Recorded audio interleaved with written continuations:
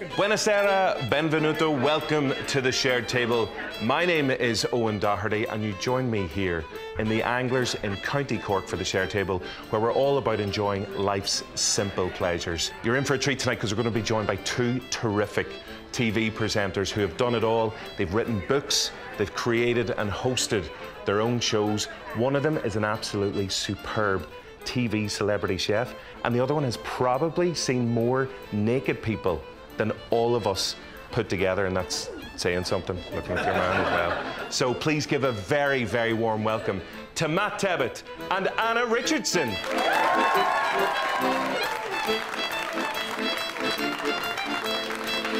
It's really weird for me when people have got their clothes on. I'm a bit like, this is odd. This really is like therapy.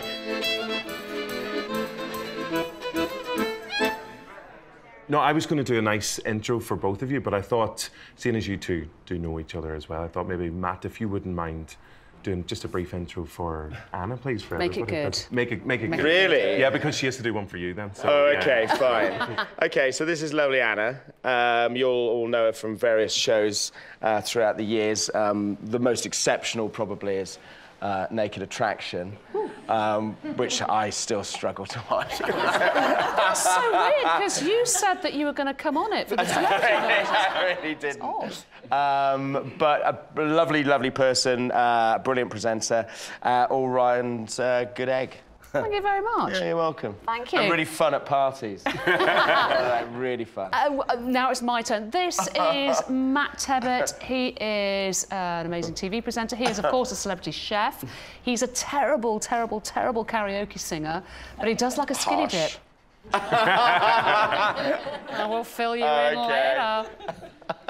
Fair enough. It seems like you're working non-stop, but for you... It's all appearances. It had me.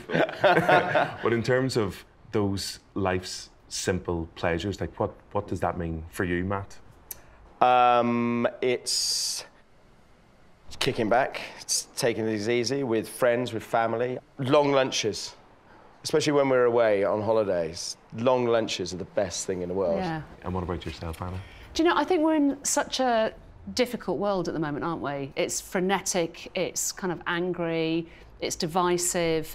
So I think that the simple pleasures in life, and something that I really enjoy, I've got a little place in the Peak District back over in England. So I quite like to be in the countryside with family, with friends, walking my rescue dog, and just the simple things of just, you know, being in the fresh air, being with an animal, being with your siblings, and enjoying good food and drink. I think that's it for me, really.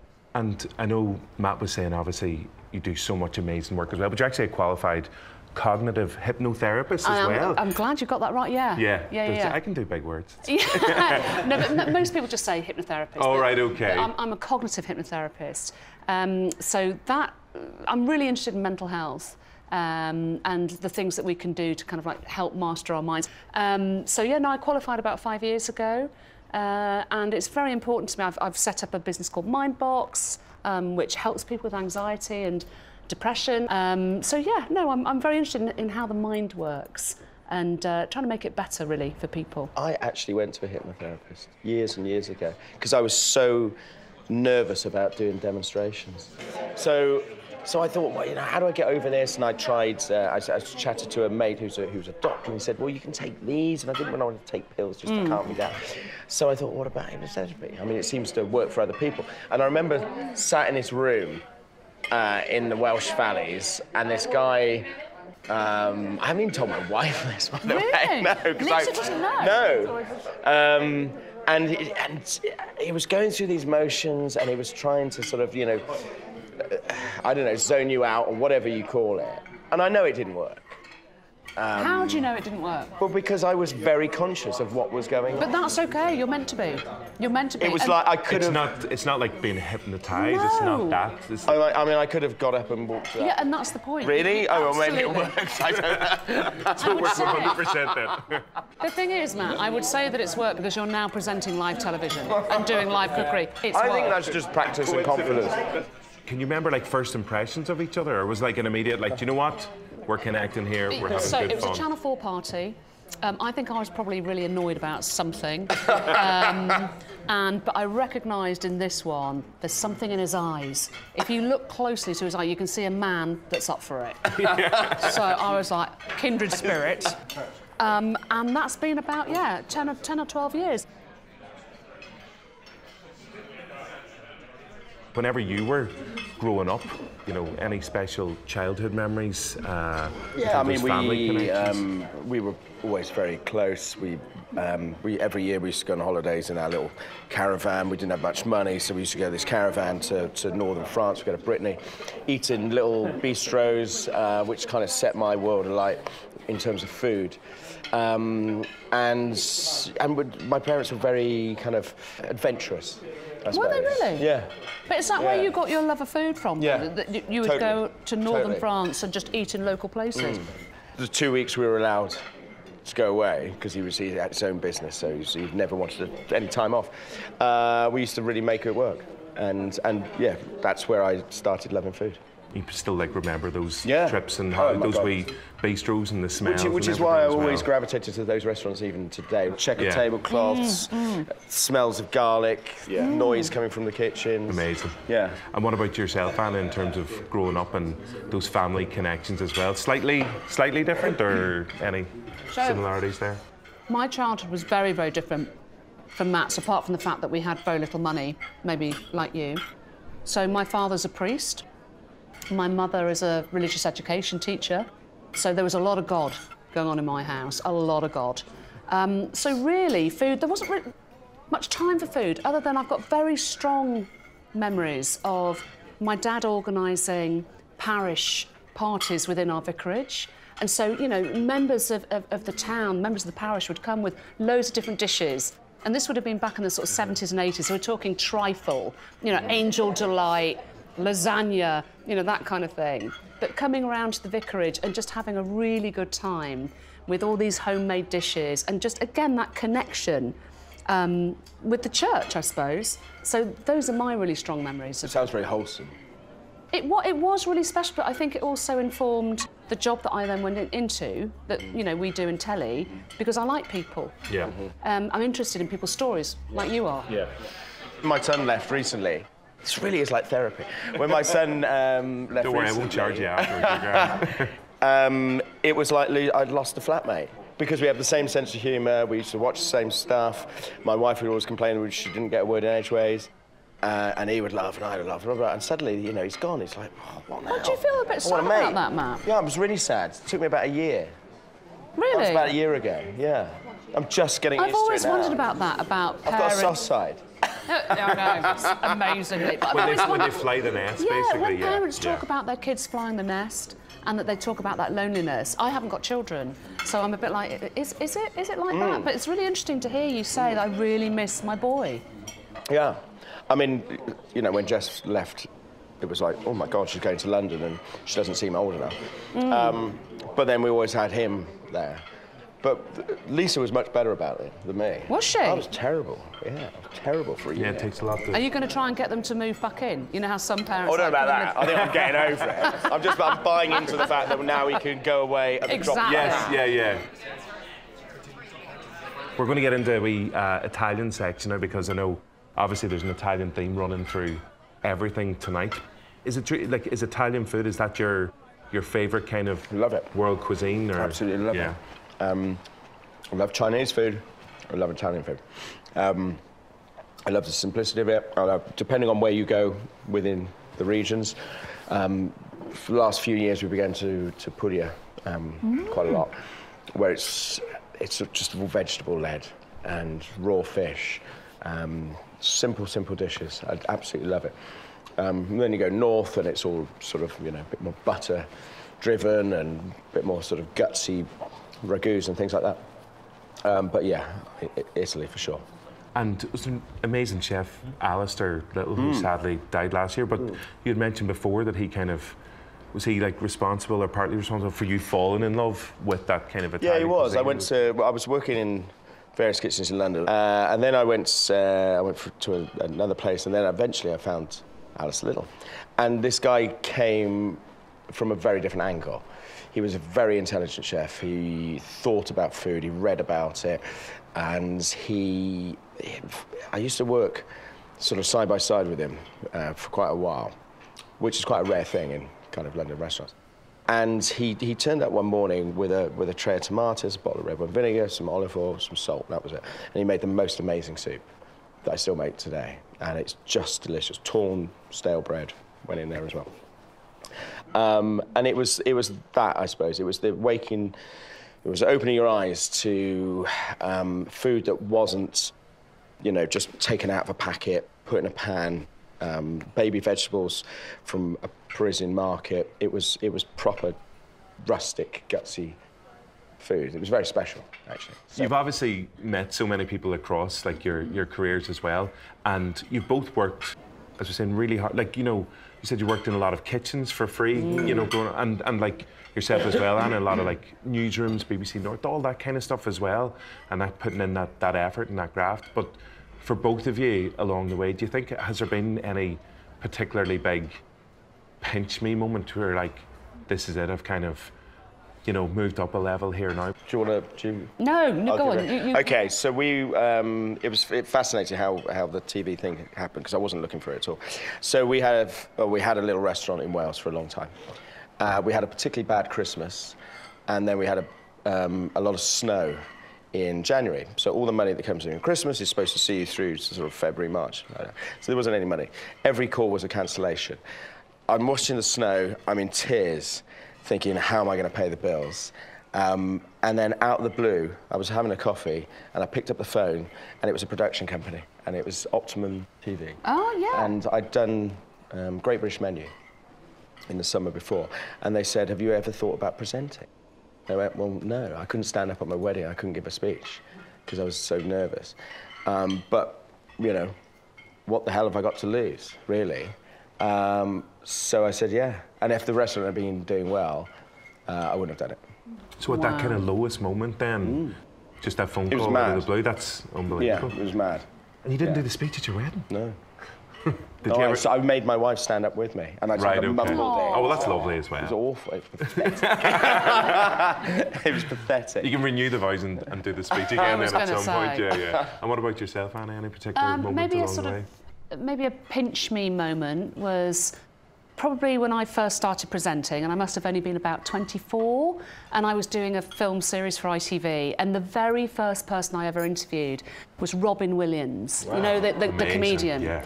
And I went into, it was a sort of junket situation where you get like 4 minutes to talk to the person about the film that they're in at the moment. And I was such a young kid, and I walked in there and I said to him, I'm really, really nervous about doing this. My first job, I'm not really, you know, quick for this. He said, it's all right, darling, it's fine. You know, just take your time, I'll give you extra time, don't worry about it. He was so kind to me in that interview, and afterwards, he turned to the crew and he went, that girl will go far. And I can remember, you know, being a young kid and just thinking, what a privilege to have seen this big star, and he was just so kind, and kindness goes a long way.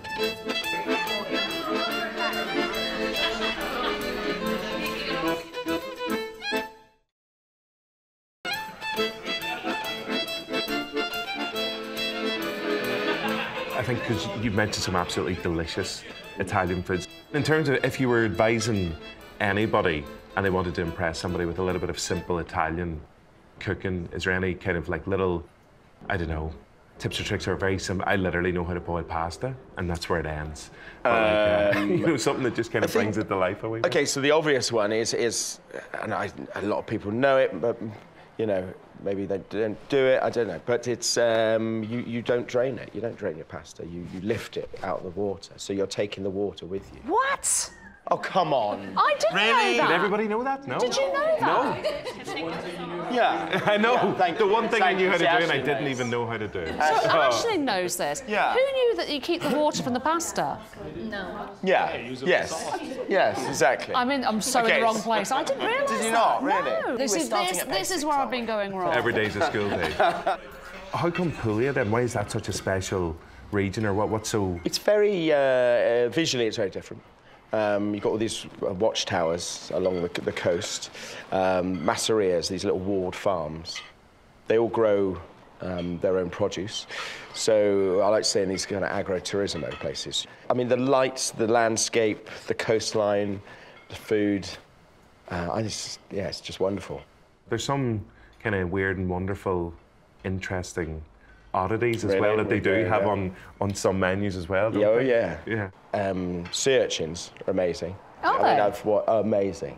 Yeah, sea urchins, simple pasta, delicious. I'm going to ask Aisling, the food blogger here. Have you eaten sea urchins? Never.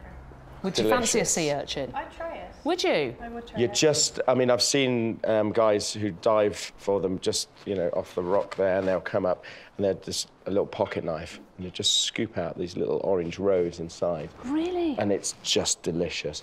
There are some other adventurous dishes. I had this lovely lamb's brains in Florence. This is becoming like I'm a celebrity. It was, but they're baked in foil with sage and No brain garlic. baked in anything is going to be So nice. rich.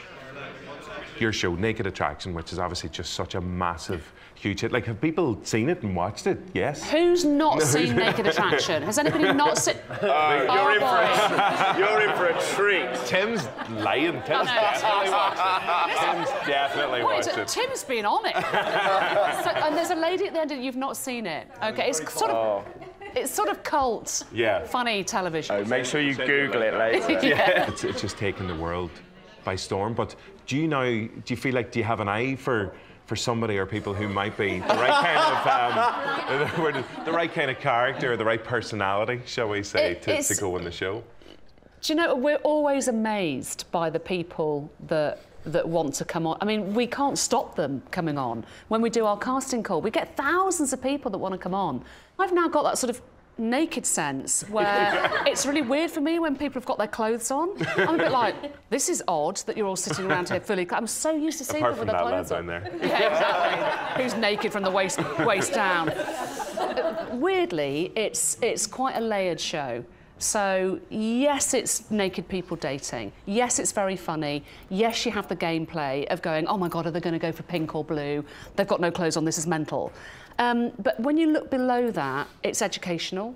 And when you look below that, it's about connection, weirdly, because it allows you to see that everybody's the same, basically. We're all just human beings. Not. Well, they're not. I see a lot of variation. There's a lot of variation. But you know what I mean? That at the end of the day, with our clothes on, we're just human beings. And actually, what I love about doing the show is that you get these amazing stories on there. So people who are perhaps going on their trans journey, people who might be HIV positive, people with a disability, and they're standing there with their kit off going, this is what I look like, this is me, and I deserve to be loved. And that's why I love doing the show, because their stories are actually really powerful underneath the humour of it. People seem to get really emotional about even just putting themselves out there in a genuine way. Well, think about it, because we've got a lot of people with disability who, with their clothes on, they're saying, if I were to go on a date now, at what point do I say to the other person, by the way, I have a stoma, or I'm HIV positive, or I've got a prosthetic leg? Do you know what I mean? It's very difficult for them. So by just getting it out there in the first place, they're like, this is me. Do you like it or not? So I sort of love that honesty. Have you two actually worked together? Do you know what? We haven't. We probably should. Yeah. It'd be a laugh, wouldn't it? Be a right laugh. I didn't want to jump ahead and start coming up with formats and I think it's a very good idea. I think it's that. But yeah, in It terms of like a nude cooking show, basically. Yeah. Yes. I know the naked chef game is gone. Yeah. I mean, there might Yes. have to be some well-placed utensils and things or whatever. But I do have a couple of names here as well. Oh, if let's you wanna... have it. This would be okay, good. so the first one potentially, co-hosted by the pair of you, the Full Monty Feast. Oh, great reaction. Thanks, everybody. We've got Nosh in the Nude. Oh. Nosh in the noshing. Wow. Nosh. Steady. Nosh in the nude. Yeah, Nosh Okay. in the Nude. And then my favourite one, which was Bear Grylls. Very good. Oh, come on. Very good. So, Yeah, none of those are going to happen. I think you both come across as like such amazingly positive people. I know you've still got loads more to do, but maybe to date, is there anything, do you think that you are particularly proud of, that you're like, yeah, I'd love people to remember me for that? I'm genuinely really proud of being able to push sex education within the UK, and particularly, I think, in terms of LGBTQI rights. So I did a show in the summer last year called Naked Education, which we got an awful lot of flack for, actually. But on that show, we had a trans man on there who, for the first time on television, showed his fully naked body and all the operations that he had been through to get to that point. And that, to me, is a privilege, and it's educational. And so I'm actually incredibly proud to try and push those rights forward for me. Yeah. And what about you, Matt? For me, it was the last couple of years during COVID where we were allowed to continue filming, and we kind of didn't really know how to play it because it was a very dark time. We didn't know where it was going to go. It was a great unknown. And since then, I've spoken to so many people who were on their own, and they said it was a lifeline. You know, week in, week out, we didn't see anyone. We could talk to people on the phone, but there was just joy and fun coming out the TV after the news, which is all, you know, doom and gloom. And people have been in tears. They come up to you at food festivals and things like that. And it's things like that you don't really take on board when you're messing around for an hour and a half on a Saturday with essentially your mates. You don't see how that translates. And it was really powerful, actually. But, I mean, the fact that it's fun, it doesn't feel like a proper job. Yeah. You don't think you're making a difference with people, basically? Not at all. But you absolutely are. But you are. In terms of projects that you do have coming up, is there anything particularly exciting that we can all keep an eye out for? What's up next for you? I've just done... That you're allowed to tell us about? Just done a book. And what else? We're waiting for, hopefully, another series of Food Unwrapped. You know, there's a lot to go out yet, so hopefully that will come back because it's enormous fun. Good stuff. Amazing. I'm in the middle of recording a podcast series, actually, called It Can't Just Be Me, which is a sort of old-fashioned advice podcast. Again, it's all about connection. It's all about mental health. John may come on and give advice. Can you imagine? Just remains to say thank you to Anna and Matt for spending the last while with us. And thanks for sharing all the stories. Thank you. Thank you for being here. And Matt, can we do one last salute together as well, please? So, yeah, to Anna and Matt. And to all of you, salute. Salute. Salute, guys.